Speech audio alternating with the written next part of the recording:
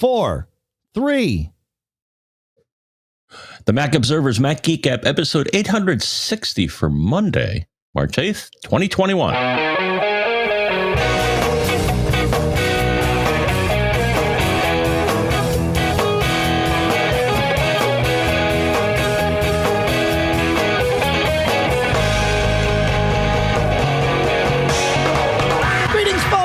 Welcome to the Mac Observer's Mac Geek Gab, the show where you send in your tips, your questions, your cool stuff found. Then we come together, we try to answer your questions, we share your tips, we share your cool stuff found. The goal is that every single one of us, you, him, me, we all learn at least 5 new things every single week that we get together. Sponsors for this episode include Babbel.com with promo code MGG, Audible.com/MGG, Kitty Poo Club with promo code MGG, and BBEdit from barebones.com. We'll talk more in depth about each of those shortly here. For now, here in Durham, New Hampshire, I'm Dave Hamilton. And here in Fairfield, Connecticut, this is Jonathan Braun. You know, when I've realized that I'm still not used to you saying 2021 because I time the firing of the theme song based on my expectations that you're going to say 2020 and there's no extra syllable there. So I timed okay today. I didn't cut you off with the theme song, but it was close. But I got to get used to that. I don't know why. I need to listen back to recent episodes. Have I been saying 2020? You probably would have caught that if I did, right? I think you did once and I let it go. Okay. Well, I appreciate that. Thanks. Just the once though, right? You wouldn't let it go more than that. Yeah. Well, you know, that's how it goes. Shall we, let's get into some quick tips here. I love quick tips. They might be my favorite part of the show because they're so efficient about us learning our new things. Brian sends in one. He says, I've long been frustrated by having to take multiple steps to eject external drives with multiple partitions, clones of an APFS system with multiple volumes, and multiple hard drives which contain a mix of partitions or volumes. Right. Yeah, absolutely. When you click eject, it pops up a dialog and asks you if you want to eject just that one volume or all the volumes on that same physical disk. He says, today, after selecting a mixture of drives, partitions, volumes to eject, I decided to use Command-Option-E, and voila, everything was ejected immediately. I know there are apps for granular control of mounting and unmounting volumes, but I found this simple solution to be perfect for my needs and thought I'd share it. So yeah, Command-Option-E, that's great to know. I deal with that all the time, like when I want to eject my clone drive, but not the data like or whatever storage volume that I have on there. So yeah, Command-Option-E. That's great, Brian. Thank you. Did you know about that one, John? No, but I found something a little different. Okay. So it made it. I have one network drive, the Drobo, that every time I try to eject it, it always comes up and says it's been used by the Finder, and I got to wait a while. And I'm like, man. Okay. But if you hold down Option, and in the file menu, you will see the eject message change. If you hold down Option, it changes it to the highlighted drive, or at least it did on my other machine. That makes sense. But right. But no, apparently there are a couple of different flavors of eject, because I found doing that where it changes from eject to eject name of drive, that always seems right. It seems to work better, so it ejects it the first time around. It ejects it without eject, and it doesn't eject. Yeah, without fanfare or anything like that. Ah, that's great. Mm-hmm. Yeah, that makes sense. So the Option key seems to be the trick there. Very cool. All right, sweet. Thanks. We talked in a recent episode about our ways of sharing and controlling someone's screen remotely, ideally for tech support, but really for anything, obviously. And we talked about how to do that with Apple's apps, specifically with Messages and the built-in screen sharing in macOS. And we have 2 quick tips about that. So Mike shares the first. He said, one thing I wanted to point out was in your description of how to use it in the Messages app, you talked about having to click the down arrow on the name button, etc. There is an easier way, and I don't think you've mentioned it before. With the conversation highlighted, John's mom's conversation, for example, a simple right-click or control-click on the recipient's name in the conversation list on the left-hand panel will give you the same share screen options for anyone eligible, i.e. iMessage user. Obviously, it won't work for our Green Bubble friends. The second part, okay, then there's other stuff that we'll talk about later. But yeah, that's a great little quick tip, Mike. Thank you. So just clicking right there in the thing, I can choose to share the screen. That must be I'm not seeing that on Catalina, so that must be a Big Sur thing, John. I cannot see it on Catalina here, but soon I think we'll be able to move our podcasting machines to Big Sur, and maybe then we'll see it here. Okay. So are you seeing it on your Catalina machine or no? No. Okay. All right. Do you have a Big Sur machine right there or no? Mm-hmm. Yeah, I can take a peek. Okay, cool. Another way of doing this, courtesy of listener Bruce, is he says, Apple has a built-in solution for Macs, the screen sharing app. If you know the Apple ID of the Mac you want to view, and if they're logged in with that Apple ID, you can request permission to share their screen with the Apple ID. Once the target Mac user has clicked the allow button, you're in. One caveat is that the screen sharing app, and to be fair, the screen sharing app is the one that runs when you do this from messages, or if you share to one of your own machines locally on the network or whatever. It is an app called screen sharing. But as Bruce points out here, one caveat is that the screen sharing app is not in the applications folder. You can use Spotlight to find it, though, and then add the icon to your dock for ease of use later. So you launch the screen sharing app, and sure enough, when you launch the screen sharing app, it pulls up a little, like the only dialogue you get is a place to enter either the host name or IP address of the Mac or the Apple ID, which is pretty cool. So thanks for that, Bruce. I wonder if I put in my own Apple ID, would it let me screen share back to like my own Mac in the office or something? I'm going to need to mess with this. Right? What happens? Mm-hmm. I mean, if it's my own Apple ID, I don't know, John. We'll have to find out. Maybe somebody out there will know. Feedback@macgeekgab.com. He said feedback@macgeekgab.com. I did. I said feedback@macgeekgab.com. All right. Any more quick tips, John, or should we move on to some cool stuffs found? Cool stuffs. Cool stuffs. Okay. Tony brings us an app. He says, you were recently saying that you didn't really see the utility in apps that track things that you've done. Let me give you an example of their use. I use an app called Hindsight to track things like the last time I talked to my son or my brother. Time tends to get away when little changes from day to day. Hadn't intended for that to be a bit of poetry, he says. However, Hindsight also tracks the number of times things are done. For example, I use masks that are washable for up to 30 times. Every time I wash my mask after I get back home from being out and using it, I log an event in Hindsight. When I hit the 25 mark, I retire that one and start anew. Why do I need an event tracking app? Because often have days where I don't go out, so the mask doesn't get a wash on that particular day. Another example is that I use a nasal spray for my allergies. It has 120 doses, and it's difficult to tell how much is left. I log each time I use a spray, and I know when I'm getting close to reaching the end to pick up a new bottle. Yeah, that's great. I have that problem with Flonase too. It's really hard to look at the bottle and see how much is left. In fact, that reminds me, usually I would have started my springtime Flonase regimen ahead of going to Austin for South by Southwest.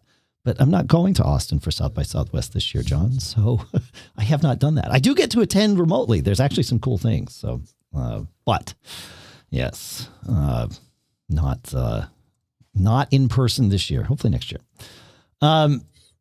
That's pretty cool. Yeah, I'm not sure where you interpreted that we didn't see the utility in apps that track things done. I am notoriously someone who keeps a to-did list. So if I do something, I put it on my list and cross it off because I find that that seeing the progress or things that I've done motivates me to do more. So it's a little brain hack, the to-did list. We talk about it a lot on the Small Business Show at businessshow.co. Any thoughts on that, John, before we move on? Of course, we'll have a link in the show notes.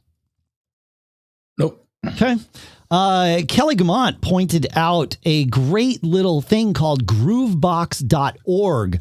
It is essentially a web-based Spotify-like thing where it's essentially a music streamer in the web for all the music that's on archive.org. So all those free shows, it's a lot of free live shows. In fact, if you search for Hypnotic Clambake, yes, that's the name of a band, in the fall of 1995, so that'd be September, October, I think was when the tour ran. I think there's 2 or 3 shows that we played, and those shows have me playing the drums. So you could use that because they're up on archive.org. But there's all kinds of live shows and other content out there, and groovebox.org lets you just listen in your browser. You don't have to download and play and all that good stuff. So very cool. Thank you, Kelly. Good stuff. Right? Do you mess with archive.org at all, John? I know you're a Dead fan of sorts, so I know that, and they have tons of Dead shows out there. When I want to see an old website sometimes. Oh, yeah. So, right. So archive.org has a lot of different things, and they have old websites too. This is obviously for the music that's out there, but yeah. Mm-hmm. Yeah. Pretty good. Pretty good. All right. I have been, air quality is, it's always been an important thing, but now perhaps even more so, given the germs that might exist in the air. And I've had this little thing, John, it's from a company called KeySmart. It is the Cleanlight Air Pro. It's a portable air purifier, and it's literally like the size of a coffee mug. It's tiny, and it's filterless. You don't have to buy replacement filters, and it's got an air quality monitor on it. So if you're in an area where there's smoke or pollen or, whatever it is, it will tell you how bad the air is. And then it obviously, as it starts filtering the air, the number comes down, and it goes from blue to, I think, to yellow to red. The battery lasts like 4 hours. They've got a little cup holder attachment for it that fits in my cup holder in the car. It's amazing. I brought it to the theater with me to have in my little drum bubble that I live in when I go play the show at the theater. And I noticed one day I was playing, I'm like, wow, I don't know what I did today, but I'm like, aerobically, I'm feeling really good. Like I'm having no trouble like breathing or anything. I was like, oh, wait a minute. It's that little air filter. And sure enough, yeah, it makes a difference. It really does a good job kind of clearing up the air. So anyway, cool stuff found. Yeah. So there you go. Good. Yeah. Any thoughts on that, John? No, that's cool.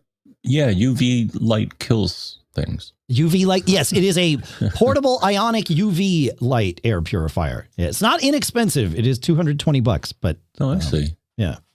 And now I'm trying to figure what that number is that it's showing you. I think it has something to do with density of particulate matter. I can't quite make up the unit. It is. It's the AQI.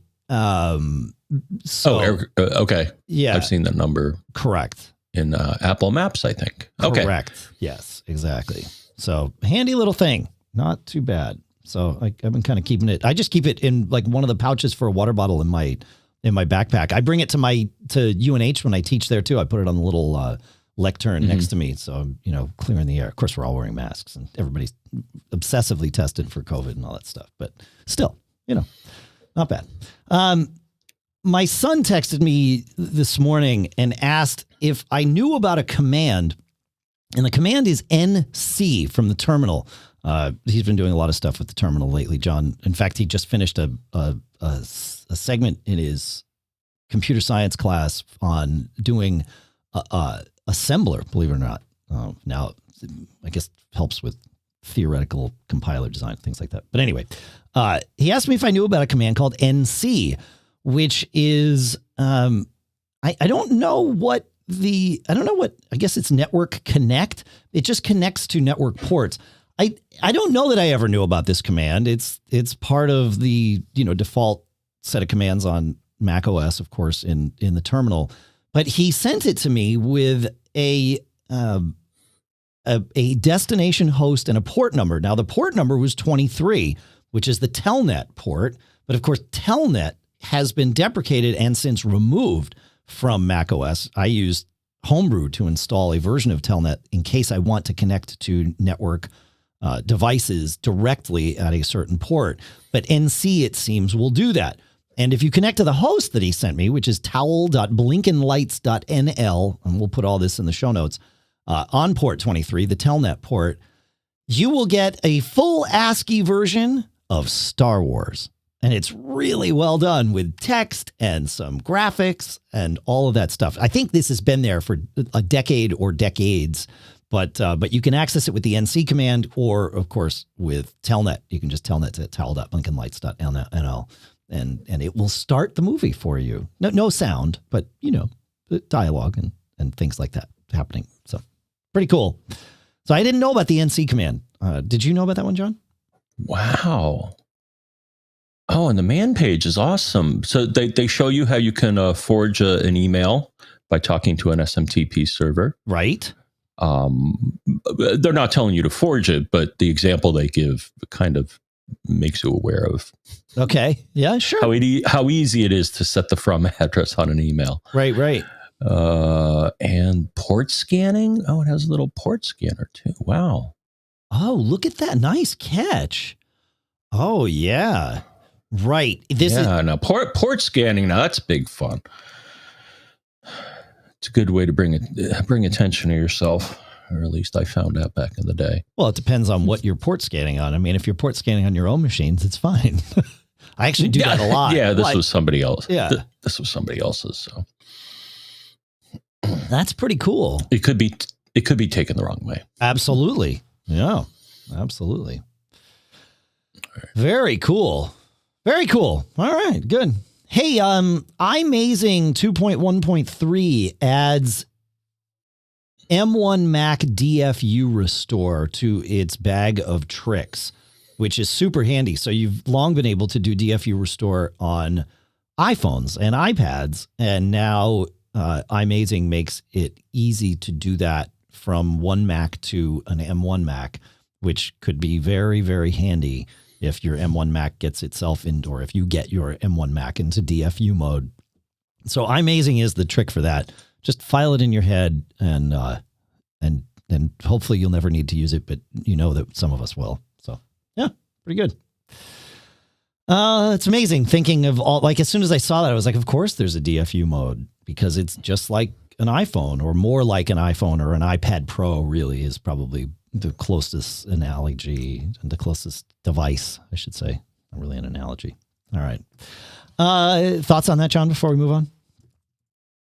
I did something with iMazing the other day that you may want to think of as well. So Okay. I use iMazing to back up my iDevices. Mhm. Some of those backups can get large, especially when you keep like a month's worth of them, which is what I had my machine set up for. And I was concerned because I saw disk space disappearing. Yeah.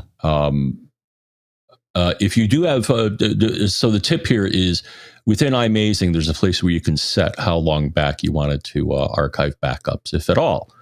And so I set it to 2 weeks, and it purged the Great. the older stuff. Good. And now I have enough free space where I'm not worried. Well, that's good. I have had a problem with iMazing. I've got a support request into them to try and figure it out. But my battery life on my 12 mini has been non-optimal. And it just feels like it's constantly being tasked with something. But of course, the battery report doesn't show me any apps that are, obsessively using the battery. So I started to wonder about iMazing, and I went in and turned iMazing for that device to only back it up when it's charging. You can set it to back up when the battery's above a certain number or whatever.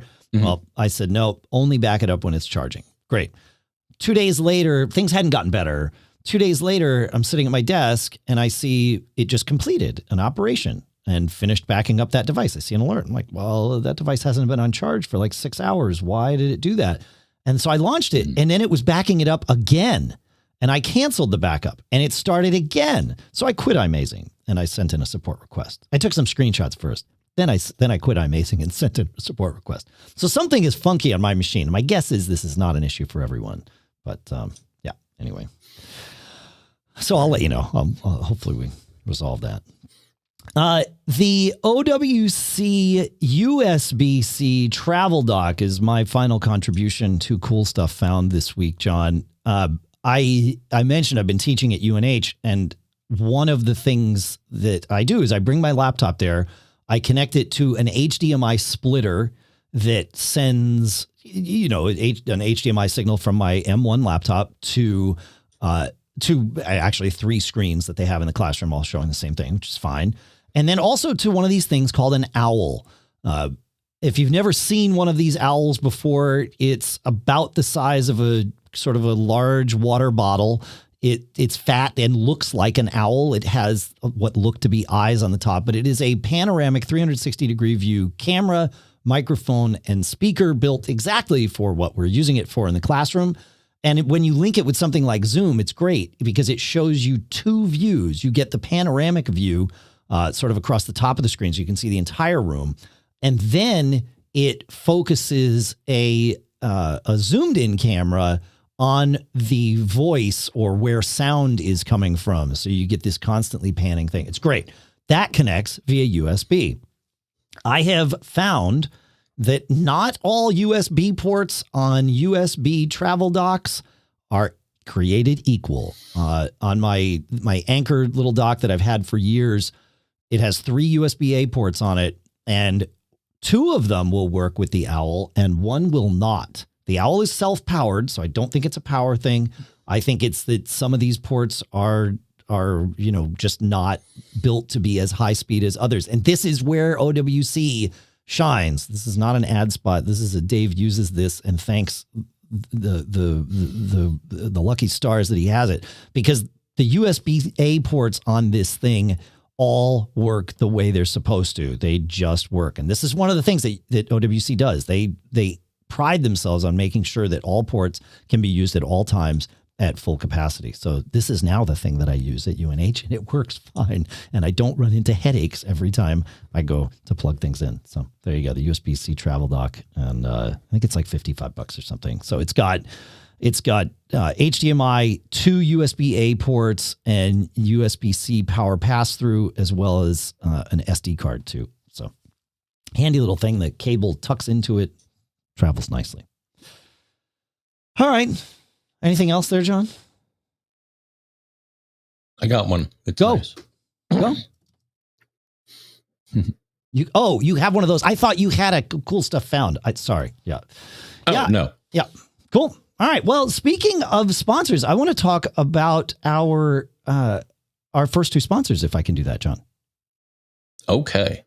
All right. Notre premier sponsor est Babbel.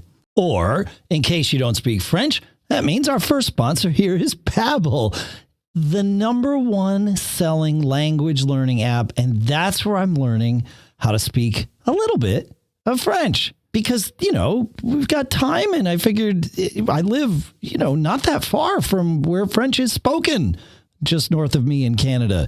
So why not, right? And Babbel has made this easy because you can just do it with these little 15-minute lessons. And it makes it the perfect way to learn a new language on the go. Unlike the infamous language classes we all took in high school, Babbel designs their courses with practical, real-world conversations in mind, things that you'll get to use in everyday life. And with Babbel, you can choose from 14 different languages, including Spanish, French, of course, Italian, and German. Plus, Babbel's speech recognition technology helps you to improve your pronunciation and accent. Start your new language learning journey today, because right now, when you purchase a 3-month Babbel subscription, you'll get an additional 3 months for free. That's right, 6 months for the price of 3. We like that. Just go to Babbel.com and use promo code MGG. That's Babbel.com. Code MGG for an extra 3 months for free. Babbel, language for life. And our thanks to Babbel for sponsoring this episode. Next up is BBEdit. I know. It sounds crazy to love a text editor, but it's open on my Mac right now. It's open on my Mac downstairs right now. It's open on my M1 MacBook Air, running natively, I'll point out, right now. And that's because BBEdit has so much good stuff in it. It's not just for coding, although it's great for coding. Adam and I were doing some coding the other night, handing stuff back and forth. We could use BBEdit. It links with our version control stuff. It's great for that. Of course, syntax highlighting, all of those beautiful things. But it's also got pattern playgrounds and grep cheat sheets so that you don't have to be as afraid of grep and regular expressions as I am. I know, I have BBEdit too, that I have this irrational fear of regular expressions. We can get over this together, and BBEdit's going to help us get there. And it truly has actually helped me, because their pattern playgrounds let me go in and experiment with regular expressions in an environment that's not some wonky web page somewhere. Like, I actually get to see it and do it in real time on my Mac. It's awesome. This could be a separate app. Plus, of course, there's like all the other things that BBEdit does, word count and document comparison and highlighting and all that good stuff. You got to check it out. Go to barebones.com, download your 30-day free trial, and go from there. You might find that the free features that you get past the 30 days are all you need. If not, well, then you pay for it, because they make great stuff there. It doesn't suck, I've heard them say. Barebones.com. Our thanks to Barebones and BBEdit for sponsoring this episode. All right, John, you want to take us to Phil? Let us go to Phil. All right. I can read Phil if you're having trouble finding it. No, we'll get there. Okay. There we are. Okay. I'm going to start reading. Okay, you're good. All right. Something happened this week that reminded me of John's issue with his old MacBook Pro mentioned in 849. Unauthorized purchase oddness.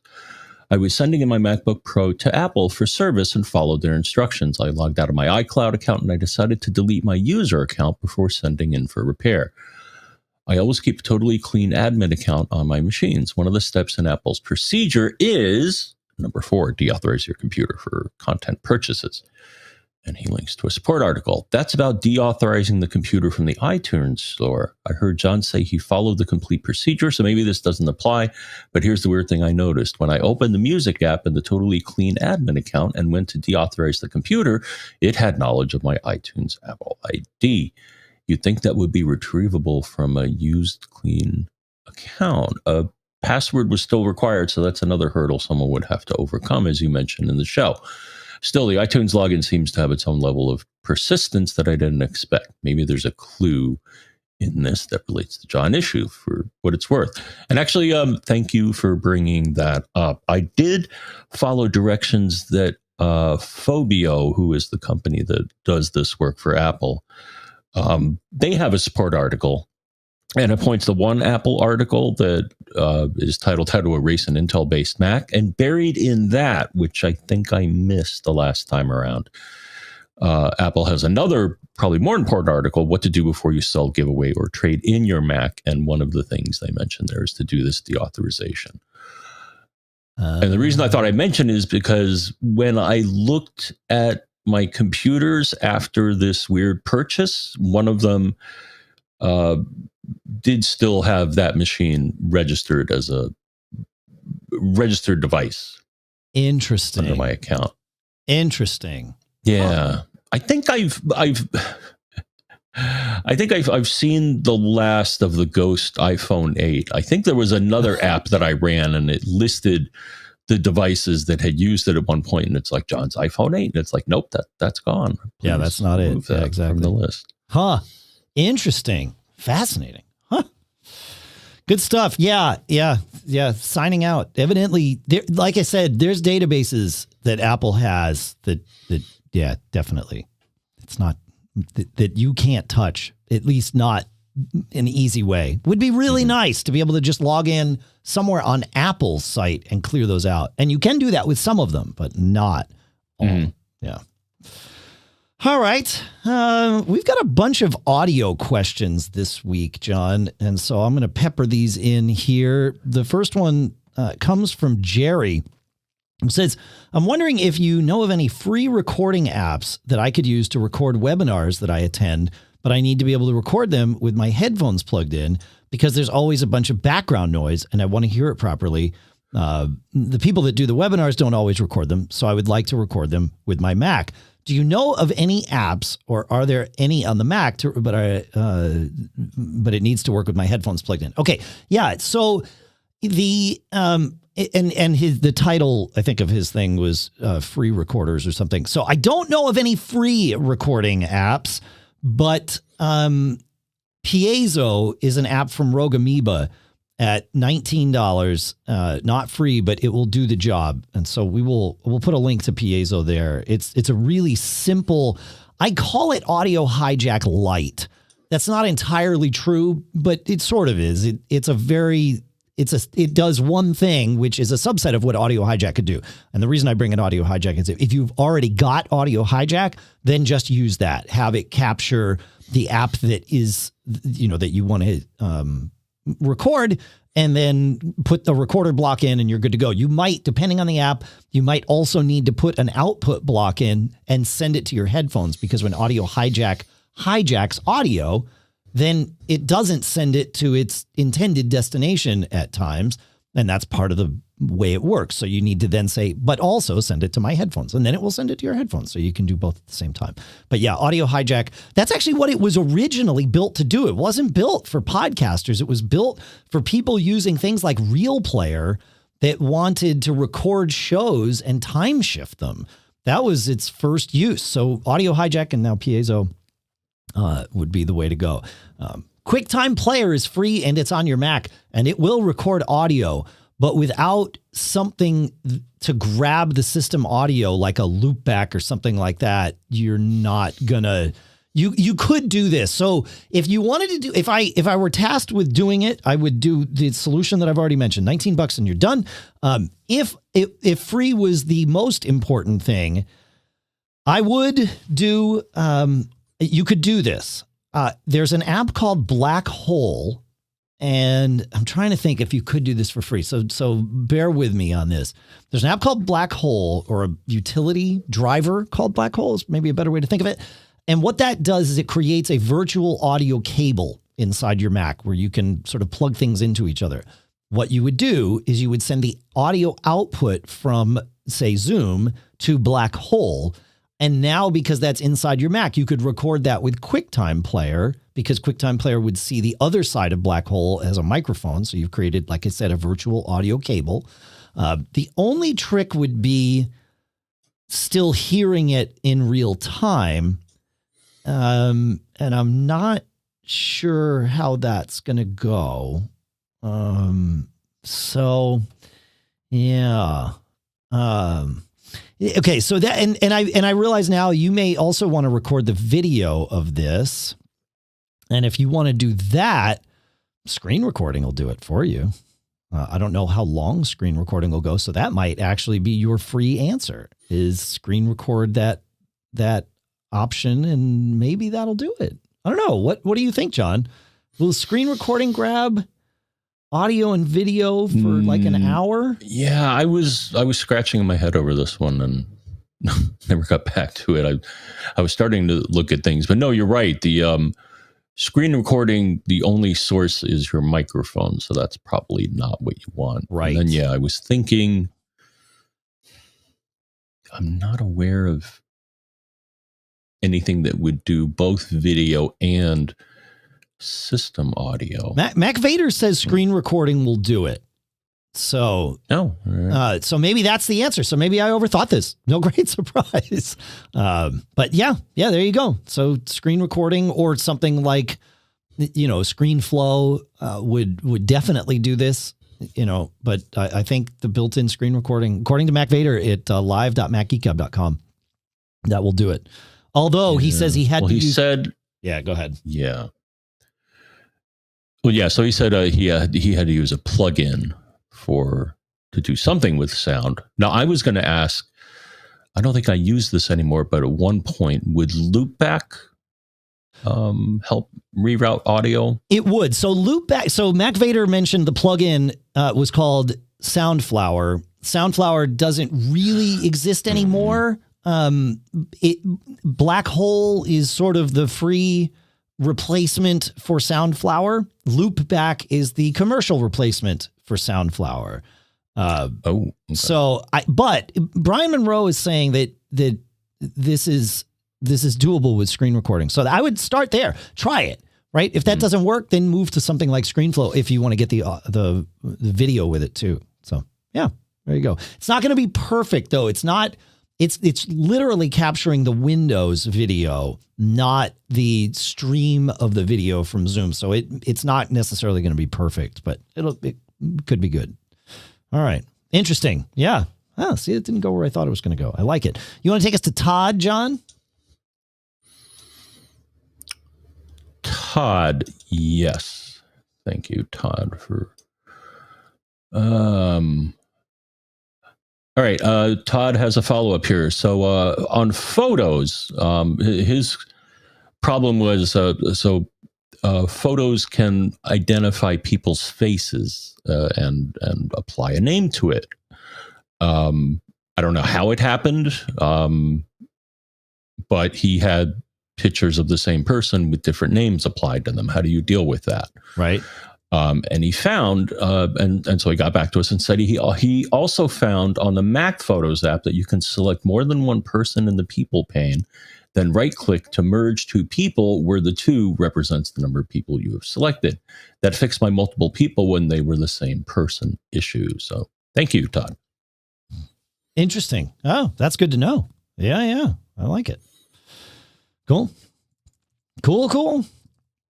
Anything more on that, or are we moving on? No, I haven't used that feature in ages. Yeah. All right. David has a question. He says, a friend of mine gave me a record LP player that connects via USB. And what I'd like to do is use an older 2014 Mac Mini as a broker to my HomeKit enabled, well, he said AirPods, which is one way to solve this, but he wrote back in and said his HomePod. So he wants to send it to either his AirPods or his HomePod, but I can't seem to be able to get the right secret sauce to making it all work properly. There are Reddit articles and other ones I found that seem to have a duct tape and baling wire approach, but nothing current. Okay. So step one would be to make sure that you can sync either your HomePod or your AirPods to your 2014 Mac Mini. So just open up the music app or open up iTunes, depending on what version of Mac OS you have running, and play audio. Make sure that you can direct audio to the device that you want it to go to. It should work, but you don't want to be trying to solve two problems at the same time. So get that going. Once you get that, then the trick is to take the USB audio coming in and send it out to another destination on your Mac. And again, I'm certain I'm overthinking this, folks, but I would use Audio Hijack to do this. You would capture the device of the USB record player, and then you would output that to whatever device you want, your HomePod, your AirPods, or if you like, both. But that's how I would do that. I looked around. I don't know of any apps. Now, there might be some that are purpose-built to come with USB record players or whatever to do this for you, but I don't know of any that are just built for exactly that. So Audio Hijack to the rescue. But again, I'm probably overthinking it. But as you might start to figure out here, Audio Hijack is a very powerful little app to have around if you have to do any sort of audio stuff on your Mac. So that and Loopback together pretty much, do what you need. So anyway, that's my thought on it. I don't know if you have any thoughts, John. No. Okay. You want to take us to Ian, John? Yes. Thank you, sir. And here is Ian. And I'm prepared this time. Okay. Hi, guys. I was just listening to episode 858 and the problem that Wolfgang had with the hard drive being too full to delete files. I had a similar experience recently. A work colleague was unable to boot up his MacBook Pro. It just hung after loading screens. I booted in recovery, mounted the boot drive, and found it had 26K of free space. I tried to delete some items in the trash using terminal and RM, but it showed the error, no free space left on device. SIP was disabled, so I was very confused as to the message. I tried single user mode and booting from a USB drive, but these resulted in the same error. Then from disk utility, while in recovery mode again, I deleted the 2 gigabyte VM volume from the APFS container. Wow. That's smart. That. Okay. This seemed to free up enough space to allow use of terminal and RM to remove some large files from a user's trash folder. After rebooting, the VM volume was recreated and everything seemed to work fine. I'm not sure how the system was able to get into a state with such little disk space available, but the user was running both iCloud Drive and Google Drive when the problem occurred. Interesting. All right. Wow. That's really smart. I'm glad that macOS is robust enough to recreate the VM partition, or VM volume, I should say. I got to get partition. I got to make sure I use those terms correctly. To remove the VM volume, or to recreate the VM volume. But the idea of removing it, really smart, because that's essentially temp storage, right? You definitely don't want to try and remove that while the system is booted from that drive. But doing it when it's not booted from it seems to be fine. Smart. I like it. Right. But also VM gets recreated when you reboot the machine, right? Or deleted, I believe. Well, yes, but with Big Sur, prior to Big Sur, VM was just a file in your, in like private var VM. It would create these swap files, right? And in Big Sur, VM is on a separate volume, like Ian points out. So the question was, what would macOS do when it booted and didn't see this VM? It wasn't like he just cleared something out from inside the volume. He just removed the VM volume. So my concern would have been it just wouldn't boot. And then you're in some weird funk of having to deal with it. Yeah, because it's like, where's that memory that was just here? Where's disk memory that was just here? Yeah, I know I made this. Why did you remove it? I would just crash or recreate it, I guess. Yeah, it's not critical. I'm glad that it's robust enough to just recreate the volume. So that's good. Yeah. Fascinating. All right, good. Thanks, Ian. Excellent stuff. Cliff has a topically related question. He says, my current desktop setup is a 2015 iMac with an external drive for photos and movies and a network WD book for time machine backups, as well as Backblaze for offsite. Great. My issue is that my external drive spends what seems to be a huge amount of time being so busy, it is very noisy. I know there are various system cataloging processes like Photos and Siri, but in spite of my amateur attempts to find out what process is making my drive so busy using Activity Monitor, I cannot seem to find the culprit. Can you help me with a tool or a method to find out what app or process is making my external drive so busy? Yeah, so I would do this with the terminal's LSOF command, which is list open files, and then search. So you could just go to the terminal and type LSOF, boom, and it takes a minute to sort of go through everything. And then it will list every process and what file it's touching.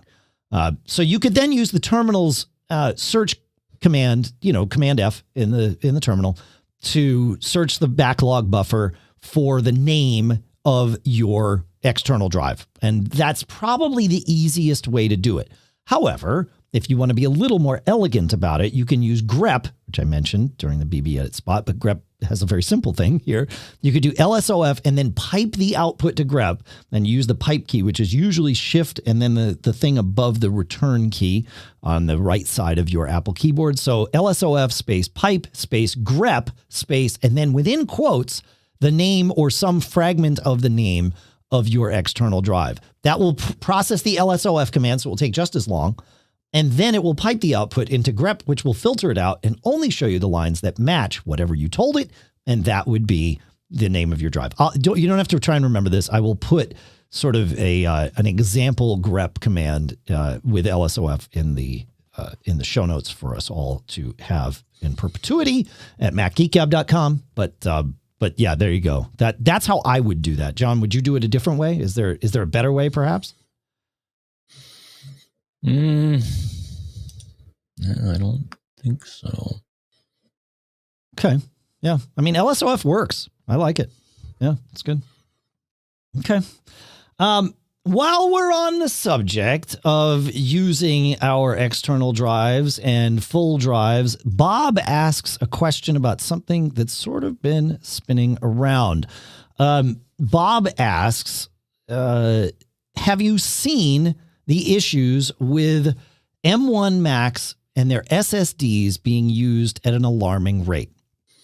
So the issue came up when someone ran Smart Control, which is part of SmartMon Tools, which is something that you would install with Homebrew or some package manager at your terminal. And when you look at the drive, you will see it shows you all kinds of, so Smart Control just like barfs out what the drive reports to it, but not directly. SmartMon Tools takes the data that the drive reports to it, repackages it into semi-human readable format, and displays it for us. And when you look at this on a recent Mac, not every Mac sort of reports slightly different data, and so SmartMon Tools packages it in a slightly different way. But when you look at this on a recent Mac, there is a section where it says data units written. And that's something where people have been concerned, because data units written on it starts to show you, or it shows you, how much has been written to the drive, and SSDs are notoriously limited, and theoretically limited, I should say, by the amount of writes that can be done. There is a maximum amount of data or writes that can happen to an SSD before it stops accepting any more writes. So this has long been the concern with SSDs, is you write to it too many times and it turns into a read-only device at some point in the future. On my 4-month-old M1 Air, when I run this command, data units written says 13.1 terabytes. On my 18-month-old Intel iMac that's sitting in front of me here in the studio, when I run this command, it says 42 terabytes. So that's a 3.3 terabyte per month average on my brand new Air, and a 2.3 terabyte per month average on my Intel iMac. And people are concerned that, taking these numbers at face value, there is concern that the M1 Airs, or M1 Macs in general, are writing too much to the SSD. That might be what's happening. It also might be that their smart data is either being reported or interpreted incorrectly. We are going by one set of data interpreted by one tool, and because we don't have other tools and we don't have another set of data. So it's hard to say whether this is an actual problem or just a reporting problem. And until we hear from Apple, or until we get data from other tools, it's really hard to say what's going on. But that's how I'm interpreting this. So like, I don't have any other answers. What do you think, John? I think I do have an answer. Okay. So there's one number here, and I believe what it's saying indicates that there's no problem. So you see that in the reports that we have, there's a percentage used figure. Yes. From what I understand, so SSDs report a lifetime, and I believe that's what that number is. Okay. Now, it's interesting because when somebody brought up this issue, because of the way I interpreted it, I actually checked both of my Macs, both of which have SSDs, Dave, and my MacBook Pro, which is newer, reports 100%, but check this out. I hadn't looked at the number lately. On my Mac Mini, it now shows 99%. I've lost 1% in like 3 years of having this machine. So wait, but percent used should be like 100 means it's done.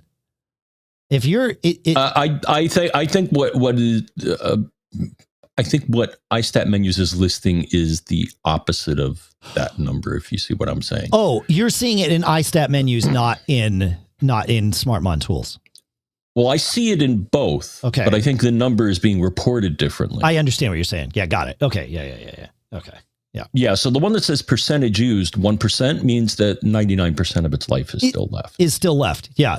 And looking at those, comparing on my 18-month-old iMac and my 4-month-old Air, my 4-month-old Air shows 0% percentage used, and my 18-month-old iMac shows 1% percentage used. So, but again, we're trusting the smart data coming from the drive, which is something that should be taken with a healthy number of grains of salt. All these things aren't necessarily gospel. So, yeah, my guess is we're going to find out. This is much ado about nothing, but we should find out. And we're waiting to find out. We're waiting to hear from Apple is really what it comes down to. So, right. I mean, we can sit here and guess all day long, but it's truly all we're doing, because we're trusting smart data, or the way smart data is interpreted.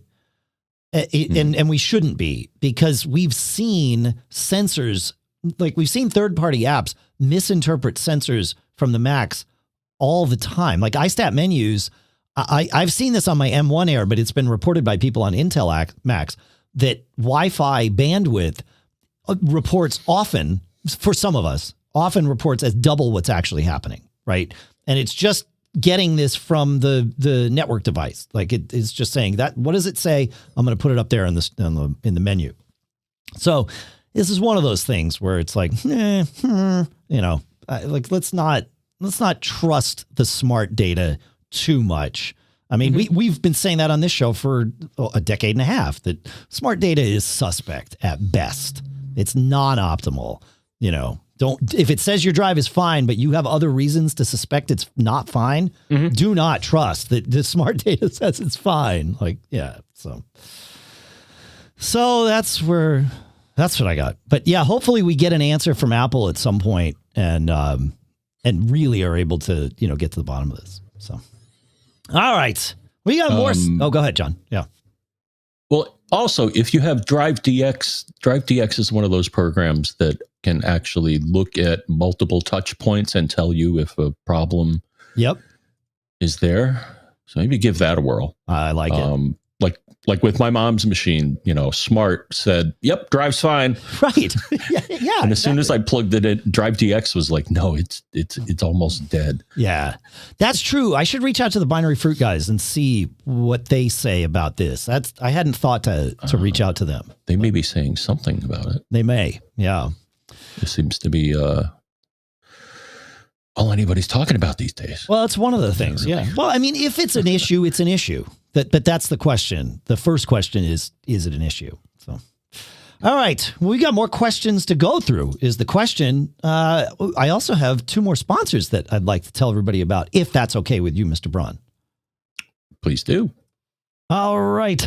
Next up is Audible at audible.com/MGG, or you could text MGG to 500500. That's where you're going to go to sign up for Audible Plus, which gives you full access to Audible's huge Plus catalog. So now you can listen all you want to thousands and thousands of popular audiobooks, original entertainment, and podcasts, and even Audible exclusive series. You'll also find guided fitness, meditation, sleep tracks for better rest. All of these are available to download and stream so you can listen anywhere on any device. I had been reading a book called The Broker by John Grisham. I fancy myself a hack lawyer. That's proven to be true, in fact, many times. Sometimes with better results than others. But I figured, when I'm out driving in my car, which actually I've been doing a little bit more of lately, why not listen to this book that I've been reading in the car? So sure enough, I looked and there it was, The Broker in Audible Plus. Fantastic. It's just great to be able to interact this way. You know this. You're listening to a podcast. You understand the value of listening to spoken word content. And this is someone reading these books to you in a great way. So again, go check it out. Visit audible.com/MGG or text MGG to 500-500 and start digging in. Thousands of titles, really great stuff. Our thanks to Audible for sponsoring this episode. Next up, Kitty Poo Club. I know, funny name, great products and great service. It's this very cool thing. So you got to be a cat person, obviously. I'm a cat person. In fact, you know about our cats. Puck turned off the Wi-Fi a few episodes ago, and we had to fix that, right? So, like, you know, cats mean a lot to us here, and Puck apologizes for what he did. But Puck loves Kitty Poo Club. Seriously. Like, when the box arrived, he couldn't wait to get inside it. And because it's a cardboard box, cats love cardboard boxes, but these are fantastic boxes. They're leak-proof, eco-friendly, and they have a fun design for every season. And then inside the box came the litter that we chose to get with it. And we chose the organic soy litter. This is the best litter that we've ever used. It works so well. Our cats love it. We love it. You got to check this stuff out. Very cool. The way it all works, you know, you get this box, you put the litter in. When the month is up, you just recycle the box and Kitty Poo Club will automatically deliver a new one to you. So you don't have to change used litter. You don't have to clean the box. You just throw it away and new one, good to go. So give yourself the gift that keeps on giving all year long, a Kitty Poo Club subscription. Right now, Kitty Poo Club is offering you 20% off your first order when you set up auto ship by going to kittypooclub.com and using our promo code MGG. So again, kittypooclub.com, enter promo code MGG. That gets you 20% off when you set up auto ship. One more time, kittypooclub.com. And don't forget promo code MGG at checkout. Our thanks to Kitty Poo Club for sponsoring this episode. All right, John, you want to take us to VaShaun? Is it VaShaun or maybe VaShaun? I don't know. I think it's VaShaun. VaShaun. Okay. Question. I believe you solved my issue with what I now know as a potential LSD database corruption based on your last podcast episode on the subject. It makes sense that I'm experiencing all the symptoms that were discussed. My issue is that using Onyx or Cocktail doesn't work for me because I'm blind and those apps are not accessible in the least. So shame on them. Everything should be accessible. I tried, it's good for business. I tried running a command line snippet that I got from the web, and Terminal said it isn't a good command. That's because you didn't come to us for the command. What can I try or type in to fix my LSD database on my 2017 Mac? All right, and then I don't know if we'll do the Euro question. Right? Okay. Yeah. Well, we'll do the first one here. All right, Dave. Well, I did some poking around and I found it. Let me read it to you. System library. No, I'm not going to read the whole thing. But I did find an article from our pals at Mac Sales that gives you the two things you need to type into the terminal. So he got it from a less than reliable source because I tried this and it works great. Okay, great. Yeah. So we'll link to both the Mac Sales article, and we'll also put the commands in the show notes too, and you know, as code like we do sometimes there for us. So yeah, good. So I figured that somebody. I mean, it's a really bizarre. I mean, you would never come up with this yourself. I mean, it's actually buried in it's buried deep within the OS. You would never find it. It's buried deep, and even when you get to it, I mean, the command you're running is ls register, but there's so many switches. There's 1, 2, 3, 4, 5 switches and 3 parameters. So yeah, you want to copy paste this thing. You don't want to have to come up with it from whole cloth. No. Cool. Nice find, man. That's excellent. Great. Yeah, we should have included something like that in the last show. And I'm shocked, in fact, that Onyx and Cocktail are, at least one of them is not accessible, especially Cocktail, because I think that's a for pay app. Like Onyx is free, so you know, I get it. But yeah, all right. Larry had a problem. Let me see if I can explain this. He says, I've been having fun with my new iMac Pro. discontinued, by the way, or Apple's selling the end of their stock on those, which I find fascinating and really exciting because I want an M1 Mac here in the studio. So that means that perhaps an M1 iMac is coming. Anyway, I digress. He says, I've been having fun with my iMac Pro with the onboard microphone or using my Bluetooth headset for input. Everything was fine if it was just me. Then I wanted to impress my wife by doing one of those Zoom Geffen Stayhouse interactive productions. Those things are awesome, right? Everything was cool with a big, nice screen until they went to test our audio and they could not really hear us because we had to sit a little bit further away from the screen to be comfortable. Needless to say, we won't be doing any more Zoom presentations on my iMac Pro with its built-in mic. That said, I still wanted to get some improved audio for it just because it's a cool machine and deserves it. And I found the Shure MV5 and fell in love with its looks and its price. And the reviews were stellar. I bought one at Guitar Center and picked it up and came home and hooked it up to my hub and made a sample recording. It had good sound, but had an annoying fluttering sound in the background. I figured maybe I would be told that I didn't get enough power, so I tried it with a hub. Nothing. Couldn't figure it out. So what do you think? And we went back and forth on this. He sent a recording, which I'm about to play you, but he sent a recording. In fact, why don't we play this? Let's see, make sure we got enough gain on this. Testing. Right. So he sent that recording and I thought, that sounds like some kind of electrical interference, John, because his voice is clear. It's not like distorted. It doesn't have that typical telltale crackle sound that happens when like the bit rate or sample rate is mismatched somewhere in the Mac. I did tell him to go mess with Audio MIDI Setup, which is an app on your Mac. Easier to find it with Spotlight. I guess it's in Applications Utilities. But I didn't expect that to solve anything, and it turns out I was exactly right. However, John, he took it another step. He said, I thought about your term electrical interference, and it got me to thinking, seeing as how this is a USB mic, I just figured that it was made to work with the computer, and therefore I put it in the most logical place, which is right in front of me, behind my keyboard, in front of my giant iMac Pro monitor. Gee, I thought to myself, says Larry, I'll bet there's a lot of electricity coming out of that monitor screen. So I moved it away from the screen, and let's play this. Testing 1, 2, 3, testing 1, 2, 3. And? Away from the monitor, testing 1, 2, 3, testing 1, 2, 3. Boom. So something in there was interfering with the microphone itself, or maybe the USB cable needs to be shielded. Sometimes I've had microphones that come with magnets on the USB cable to help, presumably to help shield that. So that was the issue. Too close to the computer, I guess. What do you think, Yeah, John? it sounded like RF to me, actually. Right. Well, because, you got part of it. I mean, RF, another word for it is electromagnetic, because there's an electrical part and a magnetic part. Right.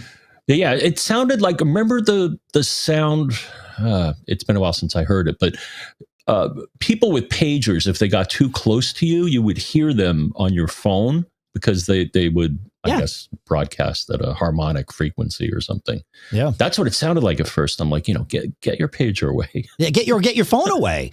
Right. I mean, if you put your phone next to speakers, or whatever radio. Yeah. But yeah, it sounded like, or a monitor. Yeah, I mean, monitors generate RF too. Well, you might be right about it being a radio. I mean, if his keyboard is Bluetooth, so that's between the computer and, right, if you're putting the thing between the Bluetooth keyboard, Bluetooth computer, but also if the computer's got Wi-Fi running or Bluetooth running, that depending on what it's doing and if it's perfectly placed or imperfectly placed, that might do it. So yeah, good. So social distancing for your computer accessories. I like it. Yeah. Or your computer environment. Yeah. Yeah. Just keep everything a good distance from everything else. Yeah. Yeah. Looking around my office here, I certainly don't follow that advice. Oh, well. All right. So we're knocking them down. This is good, Larry. I like it. Nice fix. And thanks for sending in the examples. Without hearing that, it's so hard. Yeah. So nicely done. I assume you recorded that in QuickTime Player.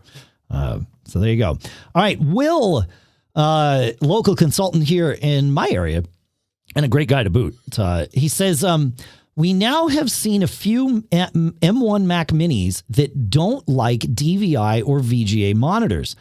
Sometimes we'll see a snowy screen when connected. Sometimes you get weird squares floating like giant bad pixels. But he found a utility at displaylink.com that seems to fix this issue. So we will put a link to this in the show notes, but fascinating that that this would work. I'm trying to pull it up. It's the DisplayLink Mac OS software, and it's the DisplayLink graphics connectivity manager. It's weird that this would work. I don't even know what it would be doing. Maybe it's changing the refresh rate that's being sent to the screen. I wonder if something like Screen Res Pro, what's the, I'm going to Switch Res. Switch Res. That's it. Yeah. Thanks. Switch Res. Switch Res X.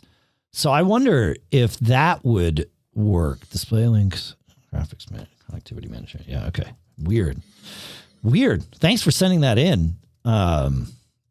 Will, that's great. Oh man. I'm just trying to get the thing in the show notes because, it's important that we get that stuff there. But yeah, we'll put a link to Switch Res X in there too. I wonder if that's what's happening. I can't imagine what magic DisplayLink software would be doing. But that would be the key to figure that out. And I wonder if Switch Res 10 would do it. So maybe you can check that out for us, Will, next time you see one of these and let us know. Oh, I should look at this just for kicks. Because I'm running DisplayLink on one of my monitors and the other I'm doing, and I found it's a lot more responsive. If you have a choice between DisplayLink and HDMI, choose DisplayLink. You're talking about this. I think you're confusing DisplayLink and DisplayPort. DisplayPort. Yeah. Yeah. DisplayLink is a custom piece of stuff. It's not DisplayPort, but say what you were, because DisplayLink is a USB. Let me look at their products, because I know like M1 Macs don't really support multiple monitors. But what DisplayLink does is lets you create USB. They've got a USB to HDMI thing, so you can add multiple monitors to your. I see. To your Mac, yeah. So it goes beyond the hardware limitations of your Mac, is what DisplayLink does. But you're right, DisplayPort tends to be a little more full featured, I would say, on many Macs, not all, but many Macs. Yeah, I just found the monitor like comes on almost instantly, whereas HDMI, they're doing some sort of security dance every time they have to talk to the monitor, right? That's true. HDCP. Yeah, that's right. Yeah, that can cause some trouble. Yep, for sure. All right. So yeah, cool. All right. But that is the solution there. So, because like Kelly Gumont wanted to have 2 external monitors on her M1 MacBook Pro, and she's like, it won't work. It's not happening. I'm like, right. Yeah. Because according to Apple's tech specs, your MacBook Pro supports 2 monitors total, 1 internal and then 1 external. The same is true for the Air, and then the Mini it supports 2 monitors, 1 on the HDMI port and 1 via DisplayPort over one of the Thunderbolt /USB-C connections. So these are iPad Pros, right? As we were saying before, that's the closest thing to them, and they don't have the display hardware to support multiple monitors like, say, an older MacBook Pro would have. So, but DisplayLink will solve that problem for you. So, yeah, great. Good stuff. Anything more on that before we move on here? I think we got time for one more. Okay, great. Lynn asks, I know I had it up. No, I didn't have it up. Lynn asks, how to, do you know if it's possible to get a recorder that I could record audio from my computer and then somehow convert it to text to save on the computer? So she wants to transcribe audio. I would do it with a tool called Otter.ai. that's one of the ones that we've used for different shows. We haven't done transcriptions of Mac Geek Gab, though maybe we should. But Otter.ai is great for transcribe. You just feed it an audio file. So go back in the episode, record the audio. This I would do with Audio Hijack or Piezo to get just the audio and then send that along to Otter.ai, and it will do the transcription for you. Google also has a transcription engine that I believe is free and not quite as robust, but you could try that too. But Otter transcription has been great for us. So, and it's really, relatively speaking, inexpensive. So,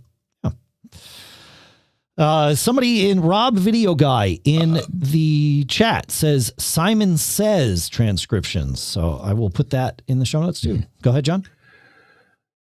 And don't forget, there's dictation in macOS. Oh, that's true. Yeah, I wonder how that would work. Right, and you know where it is? You figure this one out for me. So at least on this system in front of me, it's under keyboard. Right. Click on keyboard, and the rightmost tab is dictation. And I haven't been here in a long, long time, and I don't think I've ever used it. But if you click on the menu, you can identify the source of the audio. So that's kind of handy. Oh, nice. So right now it's showing my board, and it's bouncing around showing my levels, but it also shows my Thunderbolt 3, my Logitech, and Loopback, in addition to my board, as potential sources. So that's cool. Yeah. Cool. Cool. I think there's a time limit on how long dictation will go, and I don't think it's very long. I think it's just a couple of minutes before dictation stops, and then you have to kind of resume it. If memory serves, I don't think you can just prattle on for hours at dictation. At least that's how it used to be. But yeah, there you go. Mm-hmm. So yeah, SimonSays.ai. We'll put that in the show notes too. Thanks, Rob. Very good.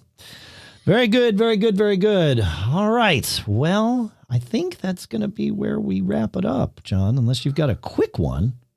But nope. I think that's where we're going to be for today. Thanks for hanging out with us, folks. Man, we got through a lot today. I feel like we were super efficient. I kind of like. We? Wow. I thought it was the coffee. I did something different this time, John. I mixed, other than our quick tips and cool stuff found, I mixed everything else together and sort of organized by topic, but not even real. I mean, sort of, but really just kind of going back and forth, tips, questions, all of it. And to me, it felt like we flowed more smoothly, but it could be, the ginseng tea that I had or something. So you let us know. Yeah. We told you earlier how to find us. You can call us at, I almost said the old phone number, John, at 224-888-GEEK, which, John, is 4335. Yeah, and you can also leave us comments via the Mac Geek Gab app, which is free for your iPhone, your iPad, and yes, your M1 Mac. So you can find that in the App Store too. Or you can find us, tell them about Twitter, John. They know they can find us on Twitter. Twitter. He is Dave Hamilton. I am John F. Braun. There's Mac Geek Gab. There's Mac Observer. And there's Pilot Pete. That's all on Twitter. Sweet. Thanks for listening, folks. Thanks for hanging out with us. Thanks to all of our premium subscribers who thanks to all of you who are our premium subscribers. You can learn more about that, of course, at macgeekgab.com/premium. But it really is just a way for those of you who can and wish to support us directly to do that. And it really does make a difference here. I want to thank those of you whose premium subscriptions have renewed or who you've made them in the last week here. So thanks to Stephen from Costa Mesa, Everett from, it says Marina, but I think you're in Colorado now. Patrick from Shreveport, Olga from Bellevue, Clifton from Newhall, Jason from Charlestown, Matt from Midlothian. I love saying that. Bruce from somewhere. Eric from Trondheim, Jonathan from Tempe, Robert from Oro Valley, Arjan from Houston, Daniel from London, Jeff from Parts Unknown, Douglas from, it's classified, Larry from Alpharetta, Paul from Fishers, Mark from Milford, Anthony from Ride, Eric from Albuquerque, Drake from Honolulu, Joe from, it's a secret, Neil from West Hartford, and Lou from Albuquerque. Thanks so much to all of you. You rock. And we'll see you next week. Make sure to check out our sponsors for sure. You can see them at macgeekgab.com/sponsors.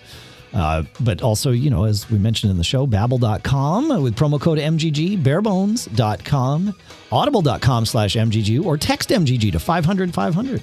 You can also text us at that 224-888-GEEK number. Try that if you like. And of course, Kitty Poo Club with promo code MGG. Puck gives it his paw of approval. I really don't think he said sorry. I don't really think he apologized, though. Oh, he felt terrible. He felt so bad. Yeah. How do you know? He likes to be a good boy. He doesn't, he doesn't like it when he does something wrong. He was just curious. He's Puck. What do we say to Puck for the next time, John? What is that thing that we say? I don't know if this will work for Puck, but Puck, don't get caught.